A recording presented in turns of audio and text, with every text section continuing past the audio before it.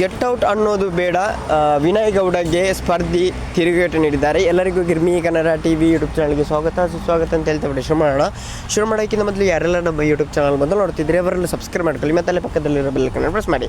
Big boss ಅಗ್ನಿ ಪರೀಕ್ಷೆ ಸುದ್ದಿಯಲ್ಲಿದೆ. ಇಲ್ಲಿ ಕೋಡ್ ಟಾಸ್ಕ್ ವಿಷಯ ಸಾಕಷ್ಟು ಟ್ರೋಲ್ ಆಗಿದ್ದು ಅನೇಕರು ಈ ಟಾಸ್ಕ್ಗಳನ್ನು ಟೀಕಿಸಿದ್ದಾರೆ. ಈ ಬಗ್ಗೆ ಸೋಷಿಯಲ್ ಮೀಡಿಯಾದಲ್ಲಿ ಚರ್ಚೆ ನಡೆಯುವಾಗಲೇ ವಿನಯ್ ಗೌಡ ಹೆಸರು ಸುದ್ದಿಯಲ್ಲಿದೆ. ಅವರು ವೃತ್ತಕ್ಕೆ ಇನ್ಸೈಡ್ ಹಾಗೂ ಔಟ್ಸೈಡ್ ಎಂಬ 2 ಸೈಡ್ ಇರುತ್ತದೆ ಎಂದು ಹೇಳಿ ಟ್ರೋಲ್ ಆಗಿದ್ದಾರೆ.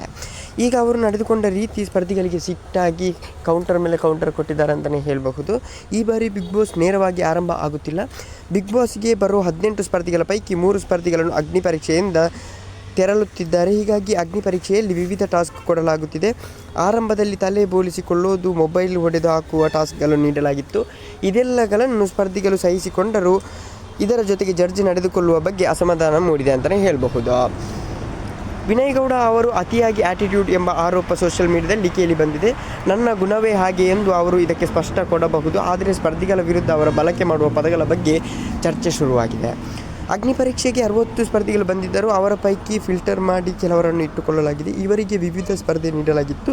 ಹೀಗಿರುವಾಗಲೇ ಸ್ಪರ್ಧಿಯೊಬ್ಬರು ವಿನಯ್ ಅವರು ಆಗಲ್ಲ ಅಂದರೆ ಗೆಟ್ಔಟ್ ಎಂದ ಪದ ಬಳಕೆ ಮಾಡಿದ್ದಾರೆ. ಇದನ್ನು ಸಹಿಸದ ಸ್ಪರ್ಧಿ ಗೆಟ್ಔಟ್ ಪದ ಬೇಡ ಎಂದು ನೇರವಾಗಿ ಹೇಳಿದ್ದಾರೆ. ಆಗ ವಿನಯ್ ಅವರು ಈ ವೇದಿಕೆ ಅವಮಾನ ಮಾಡಬೇಡಿ ಎಂದು ಕೌಂಟರ್ ಕೊಟ್ಟಿದ್ದಾರೆ. ಸದ್ಯ ಈ ವಿಷಯ ಬಗ್ಗೆ ಭಾರಿ ಚರ್ಚೆಯಲ್ಲಿದೆ.